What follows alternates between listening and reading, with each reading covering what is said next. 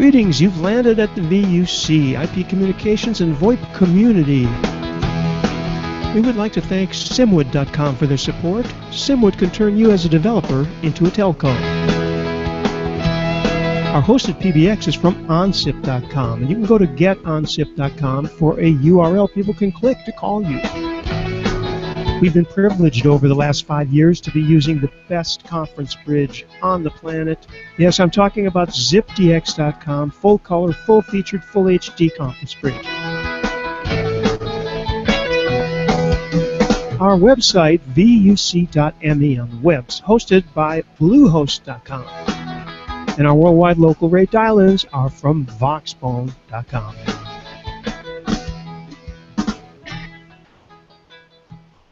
Okay, very cool. This is VUC 549, and as soon as my switching software works, you'll see me. Not that that's any thrill. There we go. Hey, hi, Randy. How are you? So we're going to be talking Astricon, as always, and we have a great, or some would say motley crew. If it wasn't for Allison pepping it up a little bit. We're going to go to Allison first, and then we're going to talk to the guys from Digium, and we're going to get geekier as we go along, probably. So let's start with the slightly less geeky Allison Smith. Allison, good to see you. Hello. Good morning. I think I started the crazy hat day trend. I believe you did, and we all obliged. So that's the way that works. You know, I was mentioning to you that this trend of TV shows with androids and robots and so on, I think there's something for you there, and I'm guessing that any day now you will get that call from someone who wants that, because you'd be perfect for that. Yes. I hope so. Yeah. Oh. Yeah, that would be really up my alley. Yeah. Could you practice by saying, "I can't do that, Dave," one time? I can't do that, Dave. That was almost it. Let's just do 3 more takes. No, remember, you made it extremely, oh, that was perfect. Could we do just 1 more? Do you know what's weird is I'm asked more and more to do parodies of telephone voices in radio commercials. So there was a bank commercial that I did where I had to be an annoying telephone voice that said, you know, "You've selected 2. Are you sure you want to? Please press 3 if you're sure you want to." Stuff like that. So I'm proud and happy to make a lampoon out of what I do for a living. And before we forget, you have had over the years a couple of different URLs. We need to get the right one. What is your URL where people actually can do a deep dive into your universe? Absolutely. So it is www.ivrvoice.com. ivrvoice.com it is. .voice. Not their voice. That will lead you to an anti-vivisection website. You don't want to go there. Yeah, I didn't think that out when I picked the domain. So. On Twitter, you are VoiceGal. At VoiceGal, absolutely. And yeah, so no, things are incredible, and I'm very, very excited about Astricon in lovely Orlando, Florida. So it should be good. It's very close, well, not very close, but close enough to Kennedy Space Center, where I do a lot of voiceover work, so they've invited me down. They said I will not pay for a thing, which is kind of fun, so I do their whole telephone network and on-hold systems, which they seem to change practically every, 2 or 3 weeks, so yeah, it'll be a fun time. Everyone else looking forward to Astricon? Woo! Lots of thumbs up in the gallery there. Allison, what else is happening with you? Because we're going to get into the geeky stuff of Astricon, of course. You're looking forward to it. Unfortunately, I can't make it, which is Randy. As you and I are the king and queen, basically. The king. Wait till Mark Spencer finds out. Yeah, let's not go there. No, I love. It's right. I haven't seen Mark in ages since the last time, which is like 2 years ago. Do you know, a funny story about Mark is I formed a new friendship with this woman and friended her on Facebook, and so she was looking through my photos and she said, "Oh, your husband is so attractive." And I said, "Yep, he sure is." And she said, "Oh, he's so swarthy and exotic looking." I'm going, "Whoa, hold the phone. He's a big white German guy." And turns out I have more photos of me hugging Mark Spencer than I do my own husband. So she thought I was married to Mark. So yeah. Google and Facebook's face recognition algorithms are going to play hell on all of that too. Yes, they certainly will. What else is happening with you besides Astricon? Well, it's interesting. In the last few months, I have been approached by 3 different entities to do text-to-speech engines. So it's going to be interesting to see exactly what happens. The first one with iSpeech has been in development for a long time, and it seems to be kind of just, stuck in molasses. So hopefully that will progress.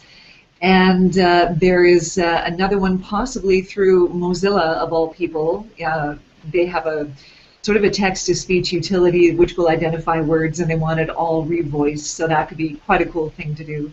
And the third one I can't actually talk a lot about, but it is actually originating within the Asterisk community. There's a couple of guys within the community who were discussing the idea of doing a similar text-to-speech engine. So pretty soon will be, my voice pretty much saturating the market as if it isn't already.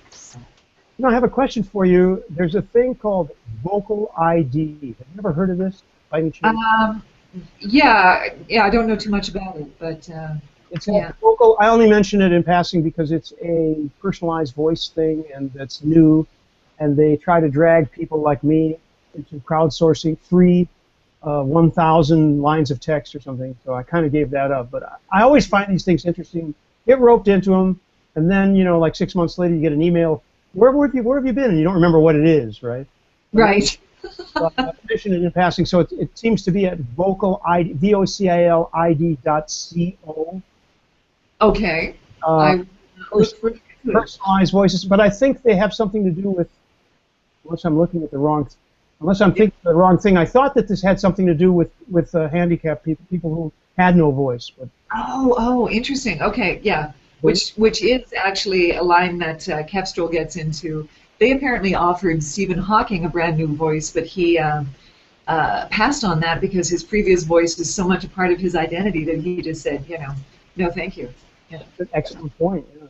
Kind of cool. Yes. It's parodied on a TV show called Son of the Beach. I don't know if anybody remembers that. Crickets. Anyway, what else? Look it up, folks. Son of the Beach. Yes. Another thing that recently happened is I spoke at the On Hold Messaging Association in New Orleans in May, and that was an incredibly fun little tiny mini conference, but it was, unbeknownst to me, it was attended by people who are pretty much pioneers in On Hold. There was like a couple of founding members of MUSAC, which was extremely exciting. So I'm going to be doing that presentation that I did there at Astricon, because I know a lot of the Astricon developers and implementers play around with on-hold systems and implement those for their clients. So I have a lot of terrible, terrible cliches in the on-hold sphere that I would like to see eliminated, telling people that their time is precious and that they're, we understand you're busy. No, you don't, because I'm on hold for this amount of time. Exactly. Yeah, if you really understood that I was busy, you'd take my number and call me back. Absolutely. It's one of those things, yeah, exactly. And many, many other things. The thing that really gets on my nerves that they make me voice all the time is, did you know, like on hold paragraphs start with the phrase, did you know that we're the biggest manufacturer of widgets, blah, blah, blah, and I want to see that kind of eliminated. So pretty much everything I said kind of landed with them, which was great. My very favorite thing is when you call for help and you got the number from the website, and they say, you can find more information by going to our website at www. Yeah. That drives me just batty. Yeah. Yeah, by the time somebody calls a company, they have already been to the website. So it's kind of, oh my gosh, is that a David Duffett right there? He has shown up. He has shown up. In the game. Allison, Hello, Dave. I want to mention one more thing, Allison, because I am very, very much more invested in Google Plus than I am on Facebook, and I've seen that you've been posting more, and I try to repeat your posts and underline them and post them and all that. But people should be following you if you are on Google Plus. Absolutely. Follow Allison, because then you can be apprised of her whereabouts, not exact whereabouts, hopefully, but also her blog posts and stuff like that. And you're doing really good work, Allison. I mean, you and I have known each other for a long time, and I tend to compliment you regardless. But the fact is that your you have been posting interesting articles and stuff that I wouldn't repeat it if I didn't think it was worth reading. So You know, you're fantastic. And believe it or not, my husband and I just had this debate because we have some mutual friends who do voiceover, but when they post on social media, they're like posting things about jobs that they just got and how fabulous they are and how much money they're going to get.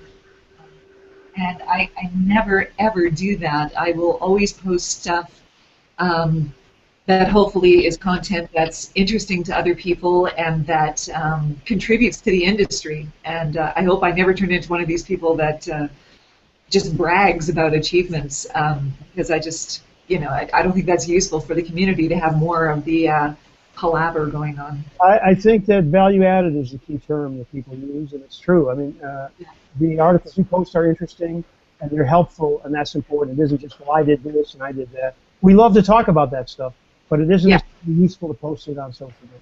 Well, that's high praise indeed for you because you've always been about contributing to the community, and so thank you for that. Sure. That's the way we roll, Allison.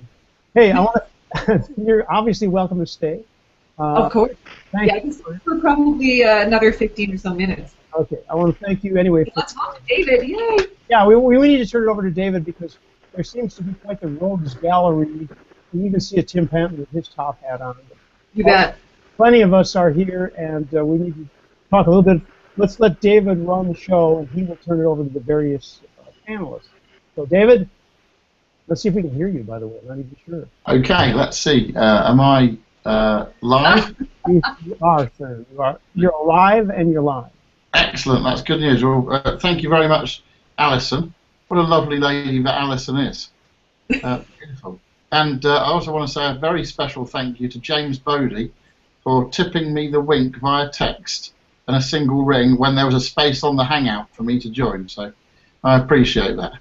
That's very nice. So, Allison, before we talk to some of the other folks, since you have the hot seat, did you already say what you're going to be speaking about at Astricon? Yes, I've already mentioned that I'm going to be speaking about on-hold systems and way that we can, eliminate a lot of the cliches, and it seems to be an industry, unfortunately, that is rife with cliches.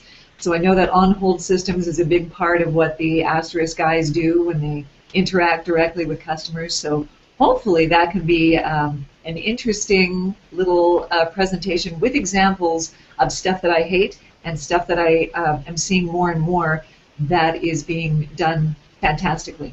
Because truthfully, the on-hold system can be such a useful selling tool and informative tool that people just do not use. Very much so, very much so. I was listening to some on-hold stuff only the other day, and it was packed with cliches like sardines in a can. Frankly, I try and avoid them like the plague, really. Yes, yeah, absolutely. So Right. hopefully The other thing to say about an Allison talk is that regardless of the content, Allison draws a huge crowd anyway for being Allison. And we always get a nice collection of people running towards the Allison room at Astricon. Yes, I've had people say they hate being booked, alongside me or in another conference room at the same time. But I don't know. You do not want to be in a parallel track where Allison is speaking at the same time. Period. Ever. That's right. Nobody wants to compete with Allison on a head-to-head talk or a bare-knuckle fight. Hey, that was my former life, Dave. Yes. Okay, well, that's great. Thank you very, very much, Allison. We appreciate you. I notice that we've got Ben Clang on the left-hand side there. And Ben, I wonder if you could unmute and talk a little bit about what you might be able to talk about at Astricon this year. Absolutely. Happy to. So, it seems rather appropriate we're all sitting here in a Google Hangouts, which is using WebRTC, that I will talk about WebRTC. So, WebRTC has been a big fascination of mine over the last couple of years, and I've talked in the last 2 years more about how I would see it being applied, the kind of things you would use it to create. This year I'm going to take a little bit different of an approach. It'll be start with probably an overview of what WebRTC is and how it works, and of course how it works with Asterisk. But I'll also talk about some of the things we've seen go wrong and how to address it. So there have been some pretty interesting cases recently we've had where people would call us in to help troubleshoot some kind of WebRTC application, and the things that were actually wrong had nothing to do with protocols, had nothing to do with signaling or codecs or anything. It was well, I don't want to give too much away, but there were some interesting things that failed, like maybe microphones coming unplugged. So it's sort of a checklist of things we've come across and how you can address them in your own applications. So it'll be all about WebRTC. Sounds good, Ben. Now, one of the things your talks are known for is the occasional dangerous demo. Will you have any in that session, or will you be confining them to the new cordoned off area for dangerous demos hosted by our Mr. Bodie? Well, I think the plans for that are still in the works, but it sounds like I may be in retirement for the dangerous demos, which is probably safer for everybody. Particularly me, I think, as I was target last year. Yes, anyway, do you want to talk about you want to talk about dangerous demos very quickly? Probably not. Go on then, James. Since you now have the screen, go ahead. Well, for those who haven't seen it before, we're going to be doing another round of dangerous demos. Dangerous demos are 3-minute slots of total adrenaline-packed fear, excitement, energy, and all kinds of other bits and pieces flying around the place, where people show something clever, entertaining, or just plain dangerous off. And then we have various prizes. One that I give for the overall best, most entertaining one. Then we have another prize which is awarded by the audience using an extremely experimental and dangerous voting system, which has to morph each time because people have a horrible habit of hacking into it, as we found out at Camellia World. And then there is the favourite category, which is for the most ridiculously risky live demo, or in other words, the one that crashes and burns with the most style. And that takes away a bit of the bitterness of actually crashing and burning big time. And as usual, there can be a couple of extra special super duper prizes thrown in there as well. So hopefully nobody who puts in an entry will go away empty-handed. So that's dangerous demos. So James, just to give people a little flavour of dangerous demos, we can't of course preempt what might happen at Astricon this year in Orlando, so I'm sure all the relevant people are busy beavering away and coming up with demos that are more dangerous than ever before. But can you hark back to the most recent round of dangerous demos at Camellia World in Berlin and just run us by a couple of the highlights? Okay, Camellia World, we had some very dangerous demos. Probably the best one overall was from Matthew from matrix.org, who actually missed his slot in the lineup. And we were just about to go into the final voting when he came rushing in at the end saying, I think it'll work, I think it'll work. And he had, Odfar, his sidekick, took this blanket off a drone. Everybody went, oh no, it's another drone thing. He then proceeded to use Matrix, matrix.org, running off an iPhone to fly this thing around the room, nearly decapitating poor old Dennis sitting in the front row, I have to say. He did a backflip and just completely wowed everybody. And that was controlling it with the video from the drone being fed back using WebRTC back onto the handset, which was then being displayed on the big screen. So that was a bit of a wow. It was very, very much. The thing is, at one of those geeky type of conferences, whipping out a drone is a little bit like whipping out a puppy at a children's party, isn't it? It is. Everybody starts swooning. It's almost a guaranteed win. It's almost as good as producing a missile launcher from somewhere, isn't it, Ben? Ben doesn't know why. He wasn't expecting for that. So no. For those of you who missed it, Ben's entry last year at Astricon involved a missile launcher which was being controlled. Was it from a phone or from a web? It was via Asterisk, but WebRTC. So it was in the browser, WebRTC to Asterisk. Oh yeah, WebRTC and Asterisk. Now there's a dangerous demo if there ever was anything. And then it proceeded to then fire or attempt to fire missiles at me. I can think of worse things to do, James. Well, and the funny thing is that they almost hit Tim instead, which is even funnier, I think. Okay. And the other really notable demo from last year's Astricon was Tim's one, where he took his prize from the hackathon earlier in the Astricon proceedings, and then over lunch proceeded to interface that back across the hotel Wi-Fi back to Asterisk running on a Raspberry Pi, I think, back in Manchester, UK, in order to generate screaming monkey sounds as a panic alert thing to frighten off muggers or something like that. It was crazy. You missed the critically stupid component, which is to use Skype for Asterisk, which no longer works now. Oh, of course, yeah. That was the last outing of Skype for Asterisk. A totally unsupported API for extra danger. I must ask Tim. I've not noticed any speaking submissions from you. Are we likely to see you at this year's Astricon, Tim? My life has become slightly complicated, so I don't know, but I will think about that imminently and get in touch with you. I would like to go, but there are other things afoot. So it may not be possible. Astricon without Tim Panton is like... it's like strawberries without cream. A beer without sunshine. It's like a trip to a police station without a proper conviction, isn't it? Indeed, just like that. I'm very tempted, and I will talk to you, David, when I have a slightly better idea as to what's happening. But okay, all right. Well, we definitely appreciate that, and we'd love to see you there. Sorry, Alison, were you about to say something? I was going to say, please, Tim, please.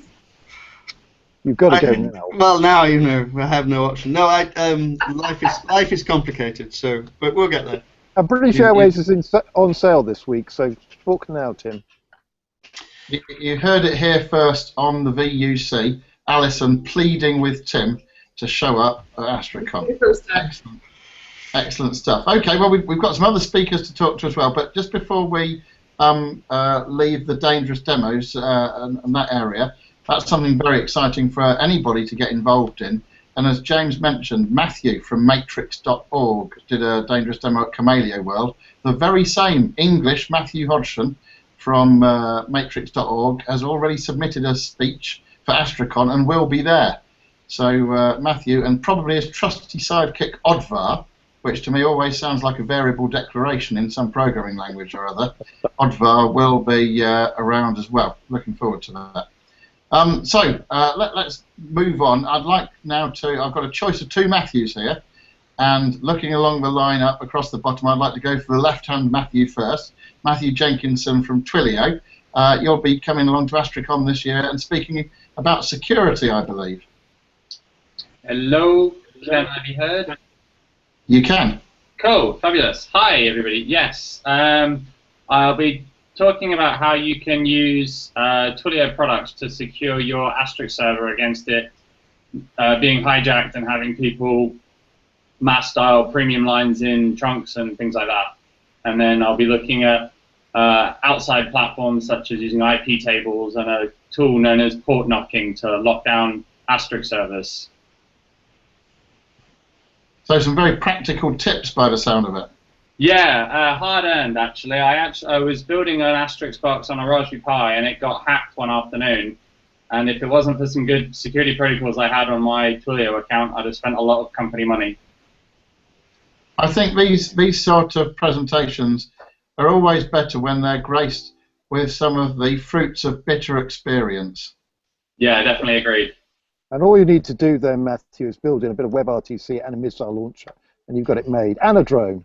If you wander the corridors of Astricon, you will and bump into anyone who's wearing last year or the year before's T-shirt, you will find that they have experienced a significant revenue loss because they've been hacked. And a lot of us won't necessarily admit it in public, but if you buy us a beer or a coffee, then we'll probably admit to it at that point.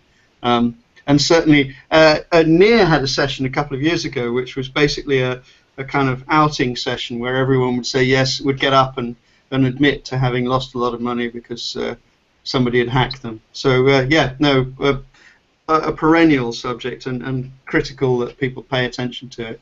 Well, I Yes. deal a lot with the fraud and security issues that we get with Twilio and the SIP trunking that's offered now. So it's kind of one of these, oh, it's not just me. There's sort of tens of people. So maybe we should do something about this.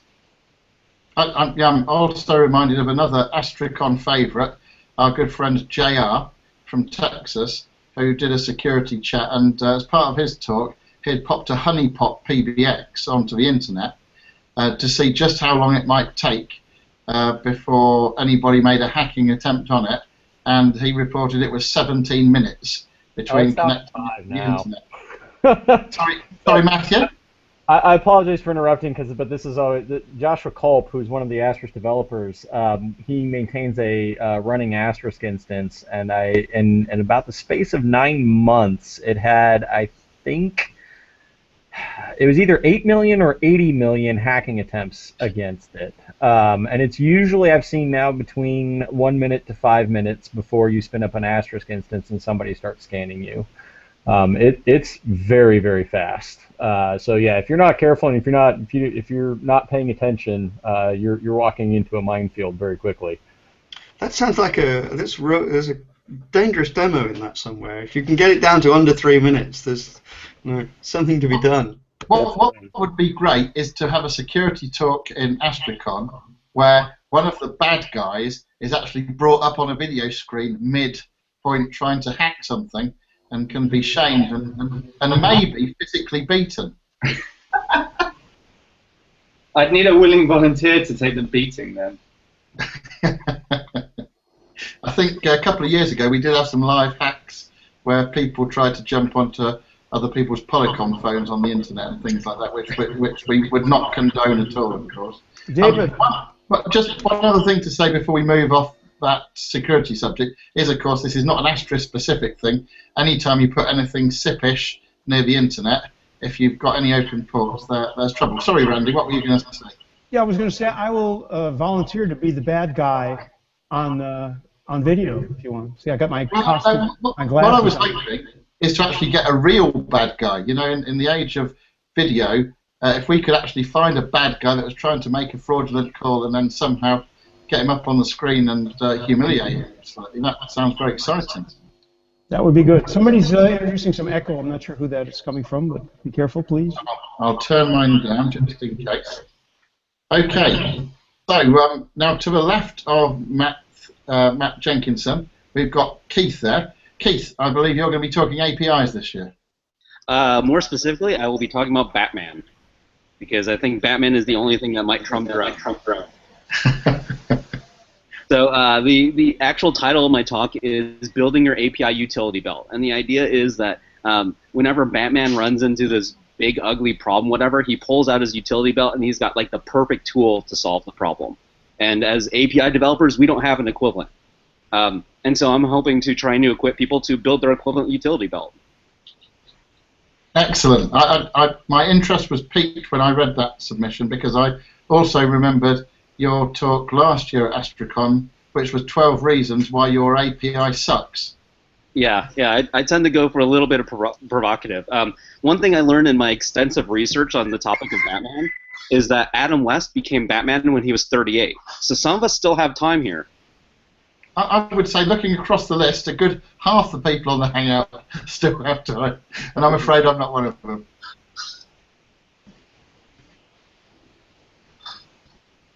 So, Keith, before we hear more about what might be in that talk, can you just tell us about what happened in last year's one, the 12 reasons why your API suck? What sort of people came along to hear that, and what kind of reactions did you get? The reactions are almost entirely unanimously entertaining. So a lot of times I end up with, well, so that talk came about a little bit almost as a drunken rant. I work with a lot of APIs. I do a lot of API design. I have for years. I spent 2.5 years with Twilio, where Matthew works now, and working with a lot of people's APIs. And I realized that a lot of them are awful. They're not well thought through. They're not well considered. They're not well architected. Whatever the case may be. And so I was helping people solve those problems. And so at the talk, it's funny. I list things like poor documentation and bad error messages and stuff like that. And almost without exception, there's one or two people that come up to me after that talk and say, well, you know, number 5 or number 7, I do that one. And I say, well, there's a confessional element to it. Yeah, exactly. Yeah, so it feels almost like a confessional, and people come forward and they say, here's the ones that I do. I've had some people say that I do numbers 1 through 5, which I immediately try to get them help at that stage. There's really no question about it. You need to have an intervention and try and help them fix their API as quickly as possible.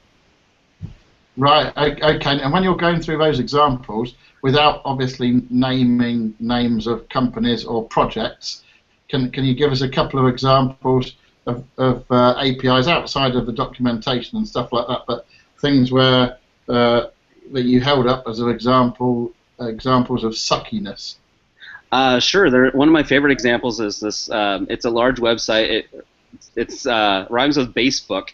I won't name it. That when you attempt to authenticate, generally when you attempt to authenticate with a website, you either get a 200 OK, as in what you're doing was successful, or a 401 not authenticated. Pretty simple. Well, there's scenarios with Basebook that you can go ahead and you can try authenticate. It successfully authenticates, but it gives you a 401 not authenticated. So if you're trying to develop against that sort of thing, you get both that it was successful and that it was unsuccessful at the same time. And just to top it all off, you also get an exception. So you're not exactly sure what happened. You're pretty sure something bad happened, but when you actually dig down into the guts of it, you realize that this exception wasn't an exception. It should have been a warning. It was something trivial happened that, hey, you should be aware of, but not something that actually prevented you from authenticating. Right, and then you have to engineer your solution to take account of all that ambiguity. Yeah, you need to be able to say, look, when I try to authenticate this service, if I get a 401 and it's this scenario, then it's okay. But if I get a 401 any other time, then it's bad. And it's just, that makes trying to develop against APIs a miserable experience. Right. Well, the API utility belt sounds good for this year as well. So last year, Keith, was that your first Astricon? Yes, it was. And did you go along to see any other talks? Oh, yeah, I saw a ton of talks. I went to the Respoke team had a couple talks on WebRTC, and I liked those. I caught Ben's talk last year. Just really interested on what people are doing with Asterisk, what they're doing. My company, Clarify, we work with audio and video, making it searchable, so I'm interested in seeing like what people are doing in that space. And there's a lot of options on the board right now. Okay, and alongside Ben's talk, were there any other highlights that you can remember? I did appreciate his demo, for example. Missile. That was pretty entertaining. I think there were some gin and tonics. That was definitely a highlight. But the hackathon was a blast. Being able to see people actually building on the REST API for Asterisk itself was awesome. Being able to see people build on Clarify and Respoke, that was great. I like seeing people actually solve problems. And sometimes they're silly problems, and sometimes they're legitimate problems that are bugging them in their day-to-day business. And I like seeing that happen. Well, great. Okay, well, we're looking forward to having you back this year. I'd like to whip over to our other Matt, our very own Matt Jordan, to do a couple of things, please, Matt. Not only talk about what you and your team might have to say at Astricon, but also talk about some of the talks that you've seen in the past and enjoyed. Sure. So I'll give a plug back for Keith. Actually, I actually was really disappointed. I think I was either booked across from Keith or I had something else keeping me from it. So I actually missed Keith's talk, although I watched it afterwards. But a number of developers who work for me came up afterwards, and they're like, "Man, you should have seen that talk. It was awesome." And they were really excited because we only did one or two of them, but like we didn't hit all 12 at least. So we've got some validation now. Our API does not suck that much. So, I mean, it's one of those things where when your developers are coming up to you telling you that they thought the talk was amazing and that and they're thrilled that their API is not that bad. That's a good sign that was a good talk. So I'm looking forward to seeing the utility belt talk this year. Other talks, I know everybody mentioned Neer's talk. Neer's talk was excellent about, Neer usually focuses a lot on security and and things that are actually happening to people deploying Asterisk instances in the wild. Those talks, I think, are always fantastic. One of the talks that I'm really interested in this year, and there's a number of them that I've seen submitted, but I saw one of them was by Russell, which will be fantastic. He did the keynote last year, and he's focusing very much on software-defined networking in Asterisk. So looking at doing things with Asterisk and deploying it in large-scale environments, and I'm speculating slightly, but knowing Russell, I suspect this is what we're in for. Deploying Asterisk in large-scale environments in a much more modern and efficient way, where you can spin things up and spin them down and move things around and generally manage your resources based on the load of the network. So that'll be pretty, I suspect that's going to be a pretty awesome talk, so I'm looking forward to hearing that one. Dangerous demos are always fantastic. I perennially lose, so I'm thrilled that Ben Klang will not be participating this year because Matt, let's just point out the reason you lose is because your demos tend to work, isn't it? It is, yeah. Unfortunately, I demo things that work. I need to pick something that's, well, I mean, it's frustrating, like, because I walk in and I'm like, oh man, I gotta show, I don't want to walk in and do something with Asterisk and have it fall flat. So, like, either I'll make it work right before then, or I'll, double check things, and then it's, not that dangerous, right? So maybe I need to like branch out and not do something with it. Maybe I use something with Asterisk, but do something with WebRTC or Kama Alio or some other pieces that I'm less familiar with, so that I stand a chance at failure. Or at least go for the bodily harm element. Well, there's that, right? So maybe what I need to do is get a quadcopter and start attacking people, and then just do that, right? I think bodily rockets. No one's done fire yet. Ooh. I still think that the swearing demo was the swearing one was the best ever. That was Evan? Yeah, that was Evan. That was Evan. Great. That was the funniest dangerous demo I've ever seen. It's glorious. So for those of you who need the context on this, the demo was supposed to show a warning light coming on when people used inappropriate language in a voice call.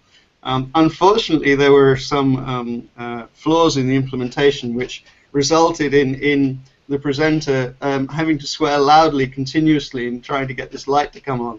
And it failed to, so it was basically 3 minutes of swearing. It's wonderful. And can you remind us who the presenter was there, Tim? That was Ewan, wasn't it? It was Evan McGee. Evan, right. McGee. Yeah. No, it was great. So I'm looking forward to Dangerous Demos this year, and I'll actually have to prepare for it and try to come up with something that, I like the idea of fire, maybe like an Asterisk-controlled firework mechanism or something. I don't know. Flamethrower, more like. Ooh, there you go. The louder you scream, the more the fire comes out. I don't know. I don't know, something like that. I think some kind of minor bloodletting, or maybe the loss of not a limb, but maybe a digit, could enhance things. And would you be willing to volunteer for said digit? No, I'd like to stay back at that stage. Really. Well, that's the problem. Nobody's going to want to sit in the front row, are they? We'll have to hand out protective gear or something. So, Astricon's always a great time. I think Orlando's a great venue. Last year being in Vegas was a lot of fun, but I know for everybody in Europe that's a long flight, flying across the pond and then having to fly across the continent. So really hoping to see a lot of people, some people that I saw back in Atlanta certainly come this year, and Orlando will be a lot of fun, and looks like it's going to be a good time. So as far as... And actually, Matt, Orlando is just about the cheapest place in the USA for us Europeans to fly to. Yes. And of Thank course, you, Disney. Thank you, Disney. That particular venue, we can always take the Hogwarts Express. Yeah, just pop right in, like run through a brick column, and you're there. No, okay. Anyway, yeah. So, definitely, David, you asked a little bit about what you can expect from the Asterisk team too at Astricon.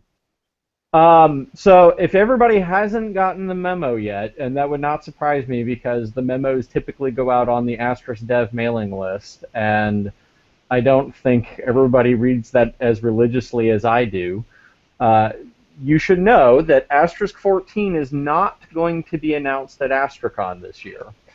We've decided to delay it slightly for a couple different reasons, but I think very smart ones, very justifiable ones. One of the number one thing that came out of Astra DevCon last year was we should focus on our tools more so than anything. Like, forget the features, although that's great. There's a bunch of cool stuff that's been going on there, and I can talk about some of that stuff. But we should really focus on tools. We should focus on documentation. We should focus on making Asterisk more approachable. And so we've been doing a lot of things like that. The Asterisk project moved to Git, which was a big jump for us. We've been successfully on Git now for about 2 months.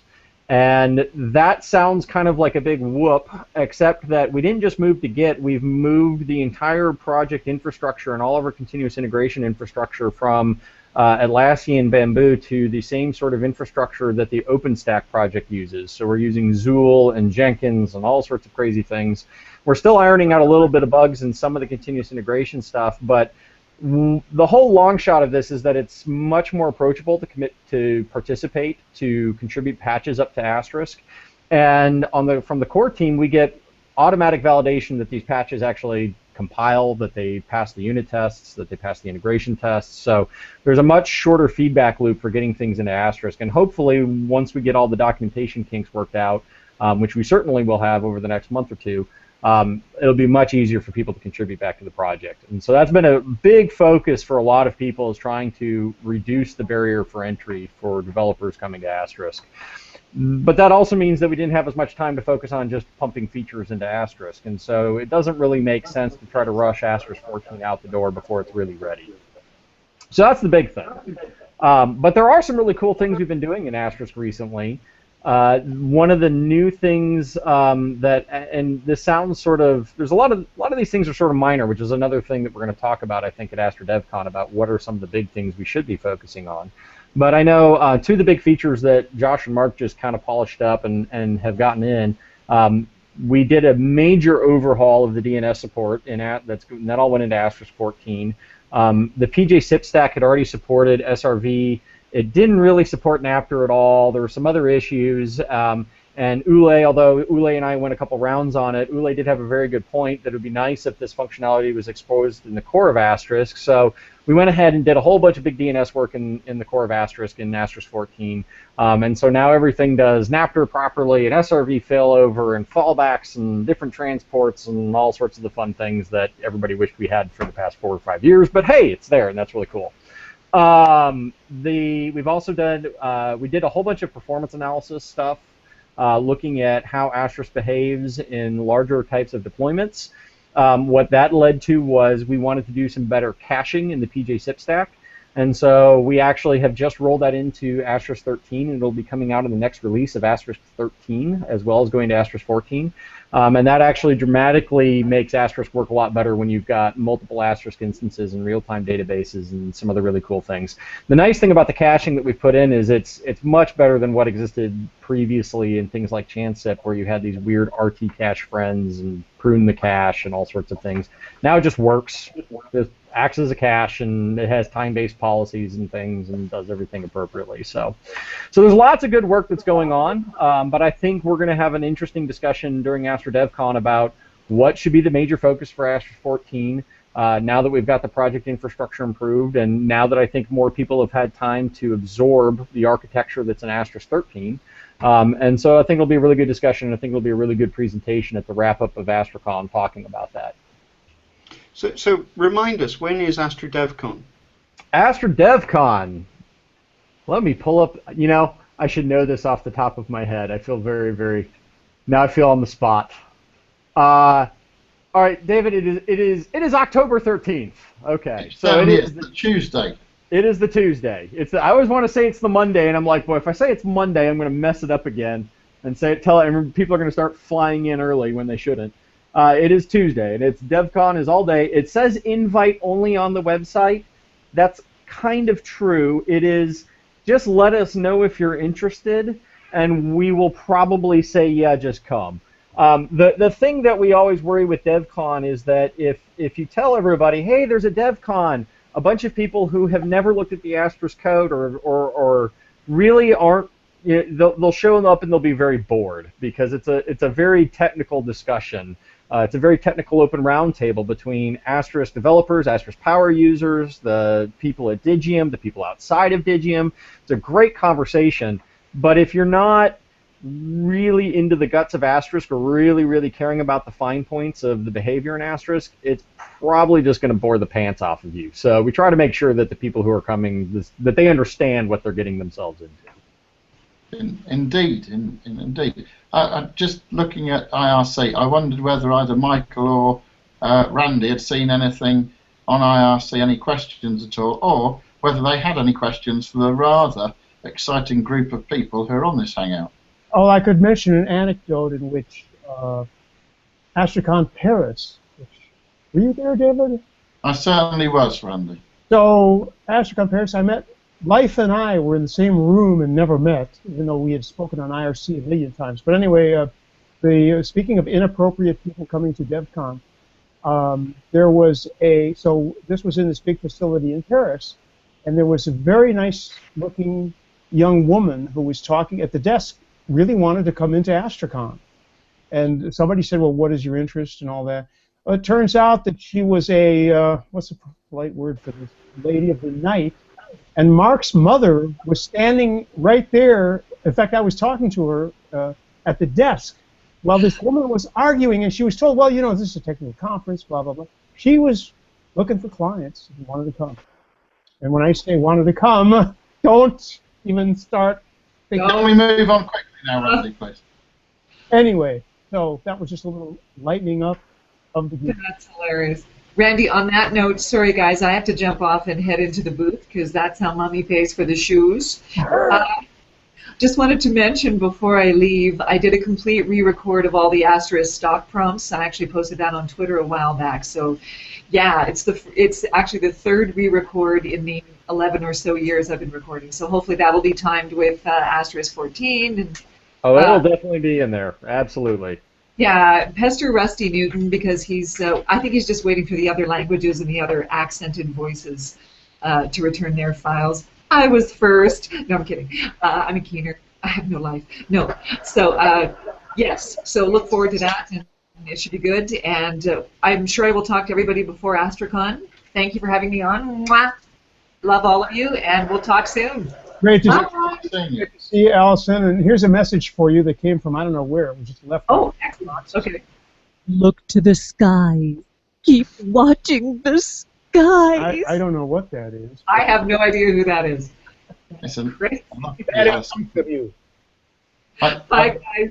Bye-bye, Alison. I just noticed on IRC that Fred's saying that the Astricon hotel rate is incredibly low at just $169 a night, and it would usually be well over $300. And also, so thanks for that, Fred. On IRC, Dan is reminding us that Eric and Nia, I believe, are organising a day trip to the Kennedy Space Centre on the Monday. So that's the day ahead of Astricon. They've been putting that out over the lists as a little bit of a geek day out. And I noticed Michael is the main man now, so I'll see if you want to ask any questions of these fine folk or make any comments. Well, I really don't have too much to add in this particular instance, excepting that it's been a long time since I've been to an Astricon, so we'll have to see if we can come to some arrangement there to get out and at least meet up with the crowd. Yeah, it'd be good to have you along. See what we can do about that. Right, okay, well, yeah, that would be good. Now, Tim, very, very well known as a contributor to Astricon, but what have you seen and what have you taken from Astricon over the years? I know I returned all the things that I don't. I think the thing that that I really like about Astricon is meeting up with people and finding out, you know, how they think, how they feel about the project, what they've been doing with it.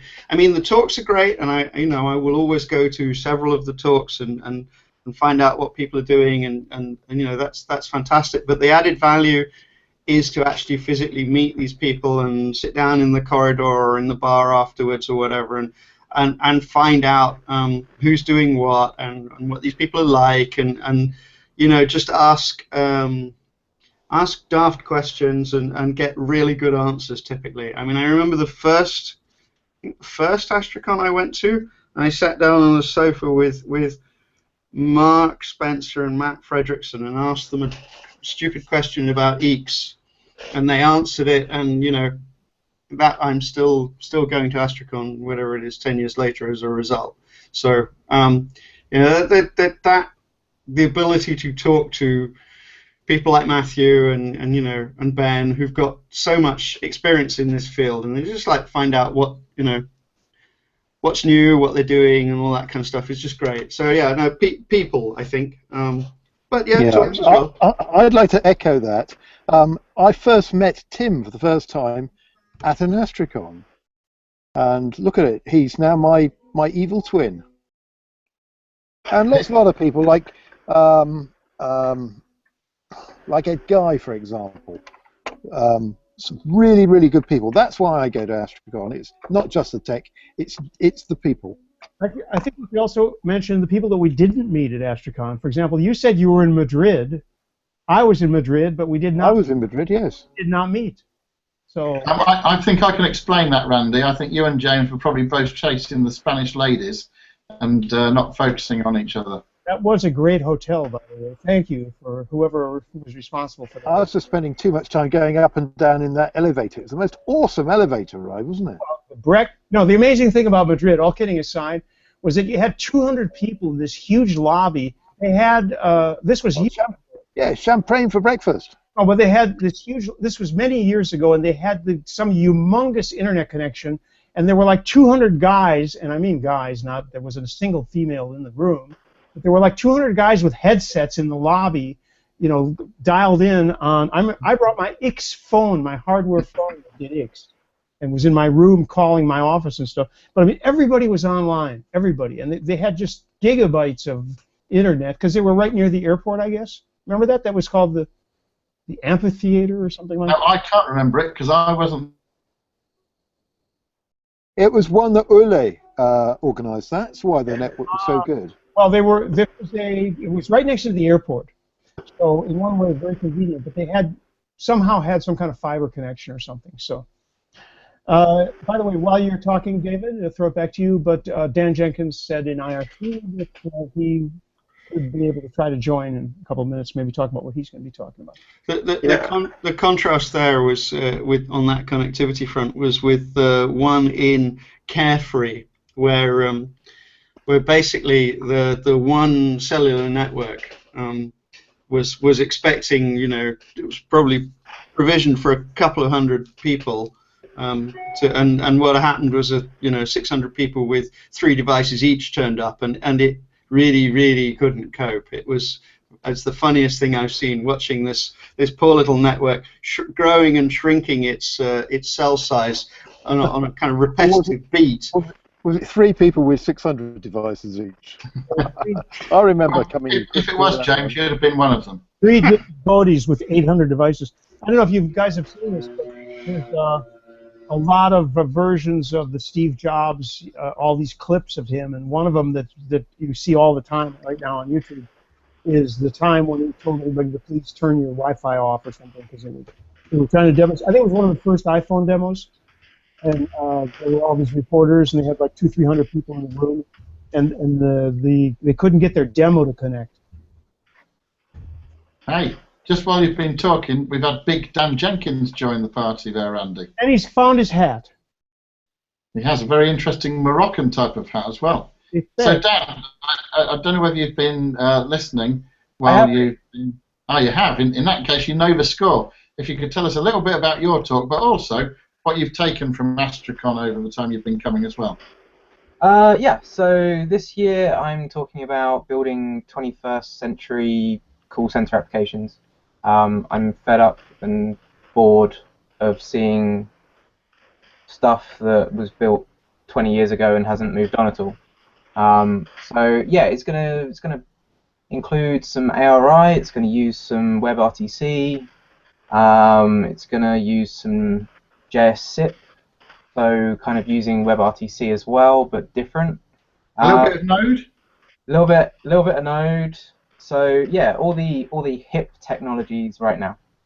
And I know a lot of people beat a path to your talks for the Node content. yes, yeah, I've been astounded in the last 4 years, just how many people enjoy my talks because I talk about Node. Whether or not there's anything else in them, I don't know. But yeah, I get great joy out of people watching my talks and commenting on them after the fact. So yeah, this year is very. Last year I was there as part of the Bespoke team. This year I'm not, but I'll still be talking about a load of WebRTC stuff and showing people to a degree how easy it is now building things. Like building things nowadays is just a load of glue between loads of different things. Like all the complexity isn't actually that complex anymore. So yeah, that's what I'm talking about this year. I've got a load of stuff. I've got a load of Node and client-side JavaScript to write between now and beginning of October. But really, it's the beginning of September because September is conference season, web conference season. So yeah, I've got like just under 2 months to write something, as well as earn the big bucks. And think up a dangerous demo. And yeah, yeah. A dangerous demo, Dan. Come on. Last year, James kind of bullied me on the day to put in a dangerous demo, and this year I think I'll write it into the thing that I'm building. We'll think of something. And it will be good. Just so that I don't get bullied on the day. I would like to tell everybody that Astricon is actually a bullying-free zone. There's no physical violence. It's not physical from James. It's entirely mental. What happens is James comes up and threatens to empty the contents of his bag near your table, which is 300 cell phones and 500 SIMs, and make you clear them up. Or it's that level of bullying that you're talking about, isn't it? Or threatening people with strings of SIM cards, SIM cards garrot. Yes. Yeah. So Dan, aside from speaking at Astricon, of course you've attended talks there. What are some of the things you've taken from Astricon over the years? I mean, I can probably just reiterate what Tim said. Some of the talks are great. A lot of the talks are great. And the fact that you can talk to Asterisk developers there and tell them what annoys you, which the list has got even shorter over the past 3 years, which is great. But it's the fact that you get together with all of your peers and you get a chance to really talk to them and kind of catch up and talk about developments over the past however many months, etc. So yeah, there are great talks. I love seeing talks from new people as doing like wacky things with Asterisk in terms of like what they're doing with it in like a small office or at home. Those are always cool, but seeing someone talk about how they're using Asterisk in a real life business scenario and it's making them X amount of money is always fun. It kind of I guess reiterates why everyone uses Asterisk. That is the eclectic mix that people can see. They can see the very practical, very straightforward stuff, but they can see the weird and wacky stuff.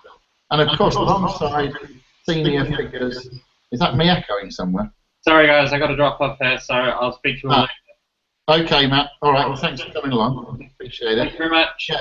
What I was going to say there was alongside meeting senior figures within the Asterisk community, of course, you can meet people from the Camelio community, people from Red Hat. We can even meet people from the Adhesion project occasionally if you come to Astricon. So, lots of interesting people to hook up with. Ben, have you got any highlights from previous Astricons that you've witnessed rather than created? Previous highlights. Wow, it's so many. I think one of my first introductions to where WebRTC was going to take the industry was watching Phil Edholm's keynote 2 years ago. Up to that point we've been playing with it as a technology, but he hit on some of the trends that I think have actually come to pass since then. I mean, the keynotes in general, Astricon, are great. What else? Now there's an interesting way to while away several hours, is ask Phil a question. Yes, indeed. You'll get all the answers that you'll need. Ben, I think it's worth mentioning that we were talking about the social element here, and you and I actually went over to Dave Michaels' house and tried to play music. I say tried only because there was a a lack of enough instruments. But there's a whole thing here where you meet people and you are able to discuss. Somebody in Atlanta showed me the best barbecue food, the restaurant that I've ever eaten in my life. And I mean, my life is not that short, so this was amazing. Sorry to interrupt, Randy, but the interesting thing, it all circles back to the people, because the presentations, good as they will be, and I'm sure they will be outstanding, those are ideas that have already started to deliver fruit because somebody's making a presentation. But it's the things that you hear speaking of quietly in the hallways that really get your imagination going and get you to the point where you may well be able to be the next presenter at the next Astricon. So. Yeah, indeed. A lot of interesting things go on there. And one of the reasons I don't like to go to Las Vegas is because everything that happens in Vegas stays in Vegas, and that would be of no interest to me. Well said. Bad joke. Fair enough. Well, I think we've probably come to an end of this one. We've just had a very very small selection of the speakers that we'll be having. There'll probably be in excess of 40 sessions at Astricon. There usually is, with all kinds of different speakers at all kinds of different levels. And so we welcome the opportunity to come back and speak some more at some stage. But Michael and Randy, thank you very much for having us along. We're always happy to have you guys, and everybody remember that besides the presentations and all this, and you can't say right now, David, I know, but there were things like fastest to dial tone, and there's contests, and there's fun. It will not be the big jam session that I had planned, but let's not belabor that point.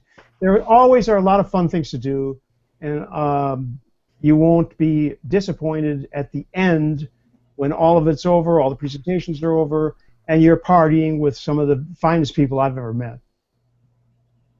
Great. Well, thank you. Is this the point at which you move over to the adult section, Randy? It is, and what we do is we play a little bit of music to do that. So here we go. Thanks, everybody. And we will certainly probably have another update before the actual thing.